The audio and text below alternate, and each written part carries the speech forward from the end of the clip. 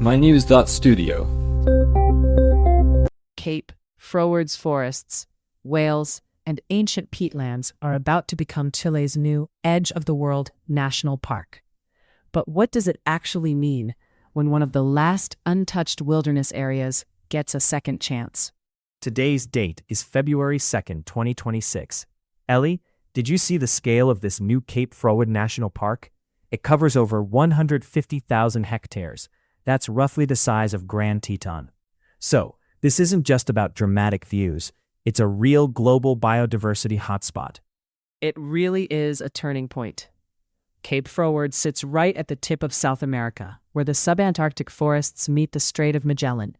You've got the world's southernmost conifer, the Guaitecas cypress, peatlands storing more than 500 tons of carbon per hectare, endangered huemul deer, and the coastal waters are full of sei whales and Magellanic penguins. But why does this particular stretch of land matter so much? For starters, it's the ancestral homeland of the Kawaiskar people. Their relationship with this land is key to how the park is being created. The Chilean government, especially with President Boric, has made indigenous consultations a required first step. But do we know how involved the Kawaiskar will be in actually managing the park? That's still being worked out. There will be formal indigenous consultations, followed by broader citizen input, all within the next 3 months or so. The Kawaskar's cultural connection is recognized, and the government is talking about possible co-governance. But the exact decision-making role isn't public yet. What's promising is that Rewilding Chile and Tompkins Conservation are making this a collaborative process. They understand that for the Kawaskar, land and sea can't really be separated. That marine aspect is interesting. There's talk about creating an adjacent marine protected area too, isn't there? That could increase Patagonia's protected ocean from about 1% to 10%. If they include those kelp forests and whale migration routes, that could be huge. Exactly. The park isn't just about land. Those coastal currents bring in dolphins, whales, even the endangered ruddy-headed goose. And the peatlands, about 25,000 acres, act as massive carbon sinks. Considering the climate crisis, protecting them matters globally.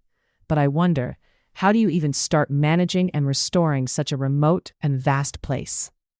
It's definitely a logistical challenge. Rewilding Chile is already restoring forests, setting up camera traps to track huemul deer, and working with the University of Magallanes and CONAF on research.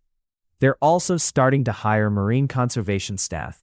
The goal is to deliver a fully functional park to the state, which means infrastructure, science, and restoration are already underway before the official handover in 2025. That's not the usual approach in conservation. Normally, land is handed over and then the state figures things out. Here, they're already building trails, monitoring wildlife, and even studying marine life. But is this kind of public-private partnership common at this scale? Not really. What's different here is both the size and the model. The Route of Parks of Patagonia is a 2,800-kilometer corridor, 17 parks, almost 12 million hectares. It connects temperate rainforests in the north with these subantarctic coasts. This is conservation on a continental scale. How does it stack up against efforts elsewhere? It's actually rare. Most conservation happens in isolated patches, parks here and there, not connected. This corridor protects unbroken habitat from the mountains right down to the sea, including the last continental range of the huemul deer. The model relies on government, NGOs, philanthropists, and local communities working together, even as political leadership changes. That's how Tompkins Conservation has helped create 13 national parks and protect over 14 million acres in the region. And it's not just about land. There's marine protection, indigenous stewardship, and climate action all at once. So this isn't simply a nature story. It's about what happens when science, philanthropy, and government work in sync. I'm curious, what lessons could other countries draw from this? Is it something that can be copied? The main ingredients seem to be long-term vision, reliable funding, and local involvement. Drawing a boundary on a map isn't enough. You have to build trust, set up infrastructure, and back it with solid science. Plus, keep politics on board from one administration to the next. Even in a remote place like Chile's southern tip, the principles apply everywhere.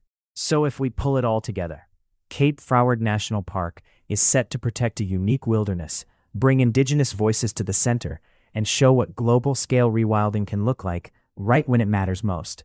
The question is, will the world notice, and can this spark similar efforts elsewhere? That's what we're all wondering.